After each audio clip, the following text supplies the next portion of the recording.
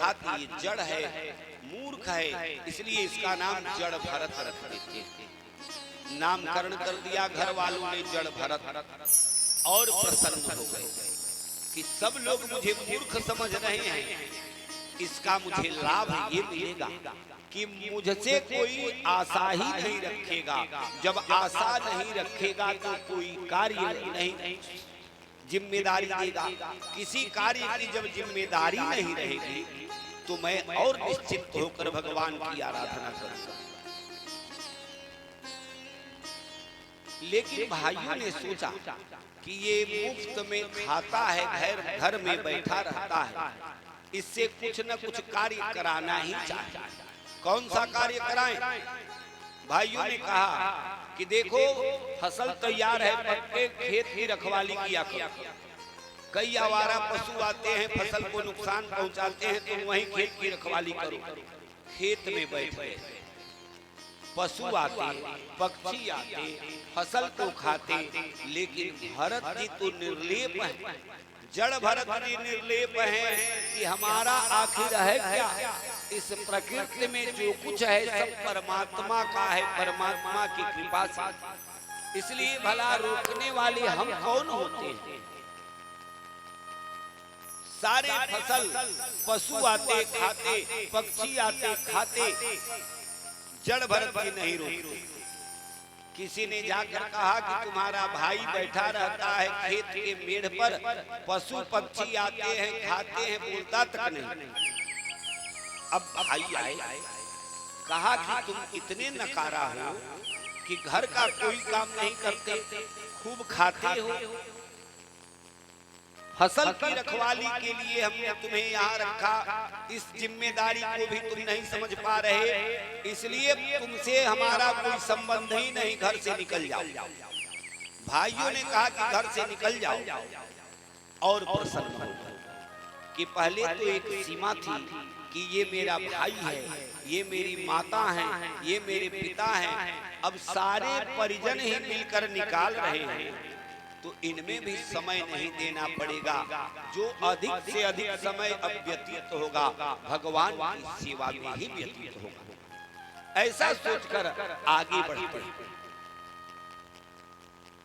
कोई चिंता नहीं, शरीर स्वस्थ है, तंदुरुस्त है, शरीर स्वस्थ और तंदुरुस्त है और मस्ती में जा रहे हैं। वन का मार्ग आया, वन का जब मार्ग आया तो कई सारे डाकू आ रहे थे। डाकुओं ने देखा कि बड़ा हृष्ट पुष्ट व्यक्ति आ रहा है, इसे पकड़ा जाए। एक ने कहा कि आखिर इसके पास क्या मिलेगा पकड़कर। दूसरे ने कहा कि पकड़कर इसे लूटना नहीं, हमारा जो सरदार है काली माता को बलि चढ़ाने के लिए आदमी खोज रहा है, और हम इसे पकड़कर, बड़ा मोटा ताजा है, पकड़कर अपने सरदार के पास ले जाएंगे और काली मैया की बलि भी चढ़ जाएगी। सब डाकू प्रसन्न हो गए कि अवश्य से सरदार के पास हम ले चलेंगे। सारे आकर पकड़ लिए। जड़ भरत जी ने विरोध नहीं किया कि क्यों पकड़ रहे हो और पकड़कर कहां ले जा रहे हो। जड़ भरत जी चल दिए, कहा कि मेरे साथ चलो नहीं तो बहुत मारेंगे। जड़ भरत जी कुछ नहीं बोले, साथ चल दिए। डाकुओं का सरदार देखा, कहा कि बड़ा हृष्ट पुष्ट व्यक्ति आया, काली माता खूब प्रसन्न हो जाएंगे इसकी बलि चढ़ाने से। डाकुओं का जो सरदार है, उसका जो पुरोहित है, उसे बुलाता है कि आगे की विधि आप संपन्न कराएं। एक ने कहा कि इसको स्नान करा दिया जाए। जड़ भरत जी से डाकुओं ने कहा कि नहा लो। जड़ भरत जी स्नान कर लिए, नया कपड़ा दे दिया, इस कपड़े को पहन लो। कपड़ा पहन लिया। एक ने कहा कि इसे खूब खिलाया जाए, बढ़िया भोजन कराया जाए, इसके बाद इसकी बलि चढ़ा दी जाए। बढ़िया भोजन ले आए, भोजन भी कर लिया, कोई चिंता नहीं। जड़ भरत जी तो सब देख रहे हैं, सब समझ रहे हैं, लेकिन फिर भी निर्लेप है, इसलिए कि जो हो रहा है इस सृष्टि में परमात्मा के बिना कुछ होता ही नहीं।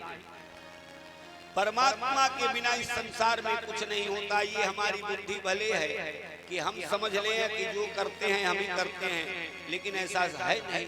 परमात्मा के बिना कुछ होता नहीं। परमात्मा हमें शक्ति प्रदान करता है। भले ही हम कोई कार्य करते हैं, लेकिन बिना परमात्मा की कृपा के वह कार्य की कृपा। जड़ भरत भी आज प्रसन्न है कि डाकू ये समझ रहे हैं कि हम काली माता को बलि चढ़ा रहे हैं, लेकिन काली माता की जो इच्छा होगी वही होगा। इस भाव से निर्लेप है, निर्भय है। खाने को दिया, खा लिया।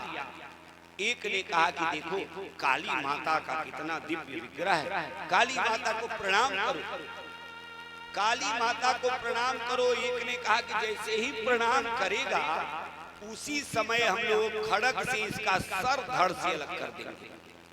इधर जैसे ही काली माता के चरणों में लेटते हैं, जड़ भरत जी साष्टांग दंडवत करते हैं।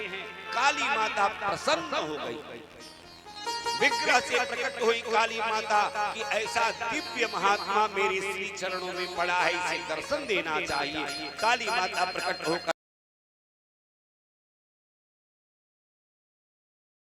अपना दर्शन देते हैं, डाकुओं का संहार करती हैं काली माता।